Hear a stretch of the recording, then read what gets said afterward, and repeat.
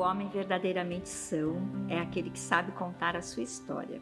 Essa frase é de Oliver Sacks. Eu sou Celina Nascimento e sou professora de literatura. Quando a gente fala de contar histórias, dá a impressão de que a gente está falando de algo muito antigo, que ficou lá nos nossos ancestrais, nas nossas gerações passadas. Mas também é verdade que todos nós contamos histórias, todos os dias. A gente conta a história quando acorda, quando se arruma, quando alguém pergunta se está tudo bem. Contar histórias sempre fez parte da humanidade. É a maneira dela se ver, se emocionar, se entender. E a relação com o corpo é muito importante. Então, por isso que quando a gente vai ter uma atividade do circo chamado contar histórias também é viver o nosso corpo, né? Uma atividade com os braços, com os olhos, com os ouvidos, com a boca. E o circo fez muito parte dessa história das narrativas. A gente tem aqui, por exemplo, no Brasil, Lima Duarte, Rolando Boldrin, gente que começou a contar histórias no circo. Então, muito antes do rádio, muito antes da telenovela, muito antes da televisão. Então, contar histórias tem muito a ver com o movimento do corpo mesmo. A gente, quando conta uma história, você precisa que o outro preste atenção no seu corpo,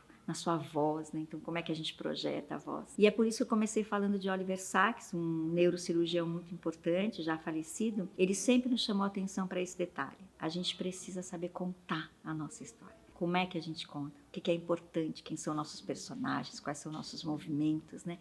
Isso tem a ver com a saúde. Saúde afetiva, saúde física, saúde mental, saúde coletiva. Como é que eu estou compartilhando essa história que, a partir do momento que eu conto, não é mais minha. É de todo mundo, é do coletivo. Então o circo é esse lugar fantástico de se movimentar, de pôr essas emoções, essas histórias em movimento, fazer com que o outro compartilhe comigo dessa ideia também. E a partir desse contar, aquilo passa a ser de todo mundo. Então, maravilhoso que a gente junte contação de histórias, que é uma atividade também do livro, porque muitos contadores foram se calando, essas histórias passaram a ser impressas, a ser editadas, mas que existe um movimento do mundo inteiro para que todos voltem a contar muito mais histórias.